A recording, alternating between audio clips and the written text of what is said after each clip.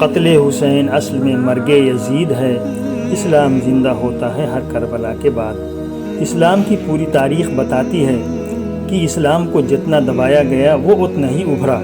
اسلام کے لیے اور کلمہ حق کو بلند کرنے کے لیے حضرت حسین رضی اللہ عنہ نے اپنے پورے خاندان کے ساتھ مل کر جو قربانی دی وہ بے مثال ہے، ناقابل فراموش ہے۔ پوری امت مسلمہ پر حق بنتا ہے کہ ہم اس عظیم قربانی کو یاد رکھیں اور حضرت حسین اور تمام آل رسول کے ساتھ محبت، ہمدردی، وفاداری اور جانثاری کا جذبہ رکھیں، نہ کہ ہم محرم کو غم، ماتم، نوحہ، سینہ کوبی، آہو پکار اور رونے دھونے کا مہینہ قرار دیں۔ یہ سب ایسی خرافات ہیں جن کا نہ اسلام سے کوئی تعلق ہے اور نہ ہی شہادت حسین سے اور نہ ہی نواز رسول کے ساتھ غم و ہمدردی سے۔ 10 محرم کو صرف عاشورہ کے روزہ رکھنے کی فضیلت ہے۔